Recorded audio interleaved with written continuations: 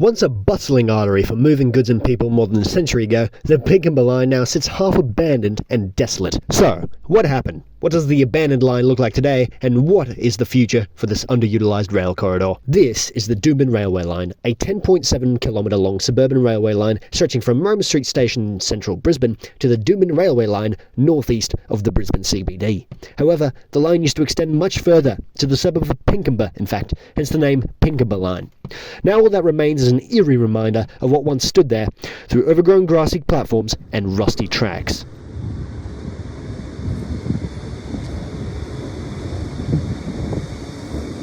Right now, I'm standing at Eagle Junction Station, which is where the Doomben and former Pinkenba lines split off into their own separate rail corridors, which you can see behind me there somewhere. While the line technically starts at Roma Street, we'll only be exploring the stations on their own dedicated rail corridor, as that is where things really get interesting. But before that, a little bit of history. Initially, the Pinkenba line opened in 1882 to Ascot to serve the Eagle Farm Racecourse, and was extended to Pinkenba in 1897 to serve nearby industrial areas. Throughout its 120-year-long history, the line served the communities living along the suburb of the railway, moved troops between nearby troop camps, serviced industrial areas, and ships located near the mouth of the Brisbane River, while also providing a rail link with the old Brisbane Airport. With the closure of the old airport in 1988, the need to move troops ceasing and shrinking populations along the latter part of the line, as part of the Goss government's statewide initiative to reorganise the railways and close underutilised and non-profitable lines, on September 27, 1993, the Pinkenba line closed off completely to regular passenger service. In 1998, however, the line reopened, but only as far as Doomben. The line past that point has fallen into decline, only being rarely used by trains catering to the industrial areas nearby, and a heritage steam line service run by Queensland Rail. Right now we're at Clayfield Station, the first station on the dedicated Doomben rail track corridor. Now it's a pretty normal looking station, a bit roughed up, and there's a weird overpass which you don't really see on the Queensland Rail network, but other than that it's a pretty normal station. Until you go over to the second platform, and where there should be track there is nothing but a cutout.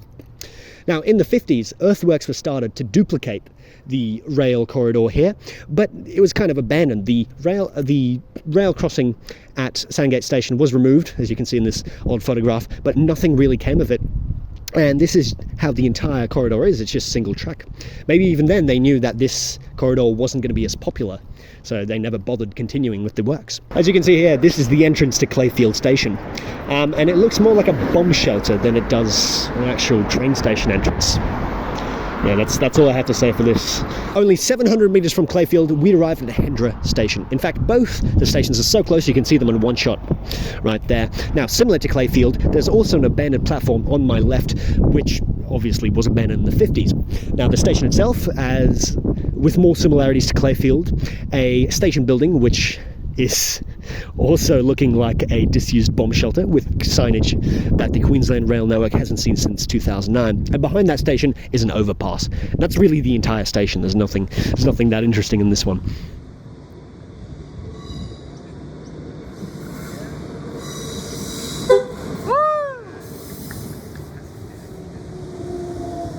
Curving to a level crossing past Zillman Road, we arrive at Ascot Station over here. And in good old Doomben line fashion, it's located only 850 metres away from Hendra in that direction. They surely did love their closely packed stations back in the 1890s. So this station was the terminus of the line when it was first built in 1882 to serve the Eagle Farm Racecourse to my right over there. However, the racecourse was the only thing it served, as regular passenger services did not commence until local residents successfully lobbied for it to. However, back then, it wasn't known as Ascot, it was known as Hendra Siding. Later renamed Racecourse, and eventually to Ascot in 1897, as we all know it today. In 1993, all passenger services on the Pinkenba line were suspended, with the exception of special event day services to Ascot Station servicing the Eagle Farm Racecourse. Things continued this way up until 1998, when finally passenger service recommenced. However, now terminating at Doomben Station, passenger trains would never again continue any further than Doomben Station. In 2004, all of Ascot Station became heritage listed, meaning everything you see here is here to stay. Ascot Station has two platforms. However, Platform 2 has been walled off and out of use for many years. Interestingly, the original station signs and station building can still be seen on Platform 2 of Ascot Station.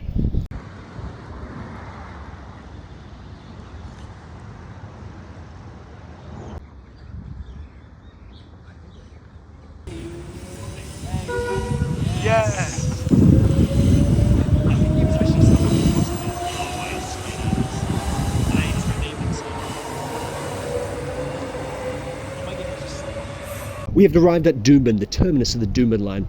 Originally opened in 1909 as Doomben Racecourse, it was later renamed just to Doomben. Interestingly though, this is not the original Doomben station. The original station is 300 metres west of this station, as you can see in this aerial footage from 1972. In 1976, the old Doomben station merged with Weinstein's station, the next station of the Pinkenba line, and led to the construction of the current Doomben station, which was originally known as Doomben-Weinstein's before being renamed Doomben in 1988. The reason for the merging was that the cost of levelling both stations was more expensive than building a central station, as both stations were located less than 500 metres away from each other. About the current Doomben station, well, it's actually quite weird. The second platform was permanently closed, as with the other stations on the Doomben line, with this brutalist concrete ramp leading up to said platform, and then above me there is some sort of office with the old QR logo stuck on it that you'll see nowhere else on the Queensland Rail network except here. Like the station design is stuck in communist-era Poland. It's quite bizarre, actually. Is it the same guy? Is it the same guy? Yeah,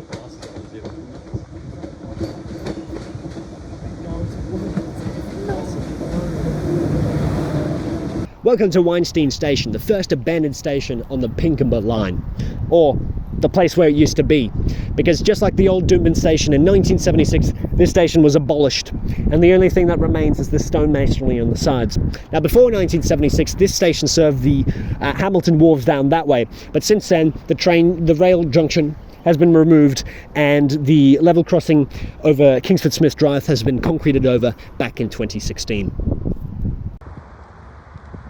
The next station on the line is Eagle Farm Station. Originally opened as Barnini in 1952, a few months later it was quickly renamed to Airport because it used to serve the old Brisbane Airport before it was relocated to its current location. In 1988, when the old airport finally closed, the station was renamed Eagle Farm.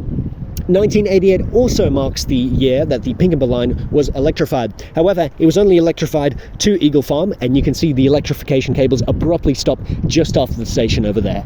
I'm not going to venture onto the platform myself for fear of death or worse, getting cornered by the Rozzers for trespassing, so hopefully you can see the old platform well from over this fence. This is what the platform looked like in 2007 before the station building was removed in 2012. Right now we're at the next station on the line, only 400 metres down from Eagle Farm, and it's called...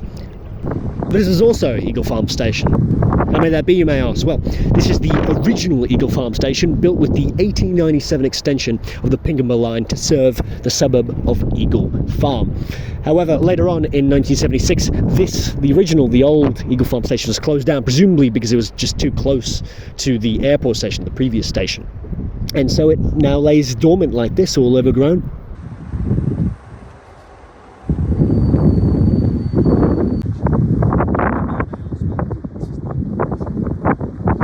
This is Banor Station, originally built in 1949 as an infill station, serves the growing industry around us as well as the military barracks on my right.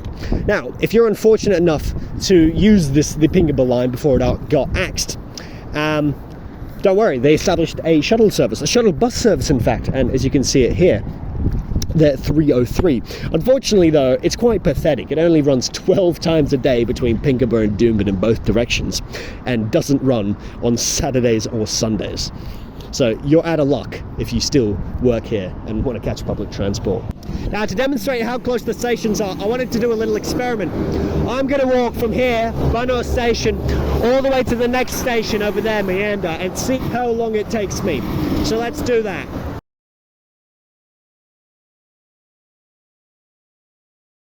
That only took me 11 minutes, and that's on foot. A train would have made it quicker. And I gotta remind you, this is one of the more distant distances between two stations on the Pinkenba line. So yeah, they're really close together. Anyway, without further ado, this is Meander Station, second last station on the Pinkenba line. It was opened with the original construction of the Pinkenba line in 1897, and it was closed in 1930 in light of the Great Depression. However, it was reopened soon after in 1931 because of protests from local residents and workers alike. However, being located next to a military barracks, it served a more important military purpose of transporting troops during World War I and World War II from Pinkenba, from the suburbs and the surrounds to the Pinkenba wharves, where they boarded ships and served abroad. Lucky last, we have Pinkenba Station, and this is where things get interesting.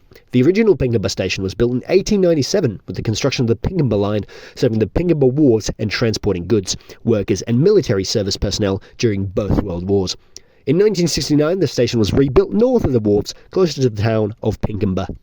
Finding a picture of the original 1897 station was a bit difficult, as all these sources I could get my hands on did not specify a location, with one of the only useful pieces of information being this image I found on Wikipedia for the station from 1935. What I ended up doing was matching this tree, hut and curving track to this aerial imagery from 1936 of Pinkenba, coming to the conclusion that the station was located here on a modern map. This, finally, is the original site of the Pinkenba Station, the 1969 Pinkenba Station, and as you can see, there's absolutely nothing here. It's unrecognizable. They've concreted and constructed over this place completely, so where that wall used to be, that used to be the station. Now, the original 97 station is over there somewhere, over those near the silos, and unfortunately it's private property, so I can't visit it. So this is the best view we're going to get of Pinkenba Station. As you can see, it's not a station anymore. Throughout this video, I've made it sound like the Doomben line is a failure on every level, waiting to be closed down. You might ask, however, what is the future for the Doomben line? Well, as it turns out, the future might look promising with a few changes to the line, that is. The future lies in the suburb of Hamilton, specifically southeast Hamilton, which is located 1.1 kilometers from Doomben Station. Just a few years ago, this area was an industrial wasteland, just like Pinkenba, as you can see on this Google imagery. But in 2008, the North Shore Hamilton project was announced, which would see the redevelopment of the area into housing and amenities for 13,000 new residents.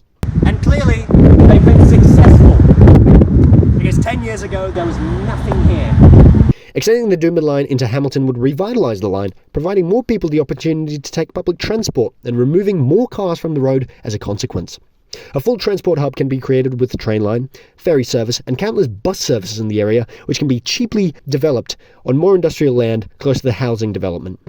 Now, about that industrial land that is located next to the housing development, I forgot to mention that it will house the athletes for the 2032 Brisbane Olympic Games, therefore adding a train station to Hamilton is an absolute necessity. As for logistics, the line would need to be duplicated in order to cope with more frequent services. This would not be as expensive as all the earthworks are already done back in the 50s, with only minor excavation being needed in some places, and all the stations in the line already have 2 platforms. They just need to be cleaned up a bit. I'm not the first to come up with this idea. In fact, I'm 13 years too late, as I found this article describing the same benefits that would be reaped if the line was extended. So let's beg Stephen Miles and Albanese for more public transport money, and hope that the TransLink will open a case study for the extension of the line to connect a further 24,000 residents to the rail network. After all, the 50-cent fares are proving effective, making the justification for more public transport extensions easier to justify in Parliament. After I wrote the script, it was recently announced that the busway network would be extended, and part of the plan implied that the Doomben line would be converted into a metro bus service before the 2032 Olympics, with the metro, in this case referring to the double-articulated buses that Andrew Schumer and the Brisbane City Council is pushing out. If this is constructed, this would mean the end of the Doomben line. A sad suggestion.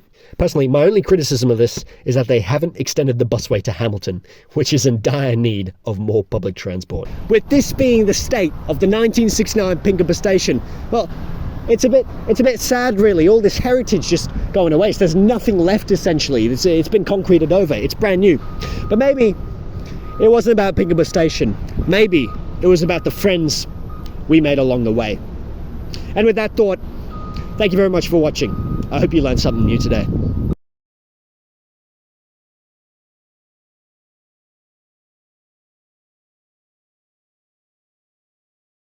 So what can you tell us about Pinkenba, the community of Pinkenba?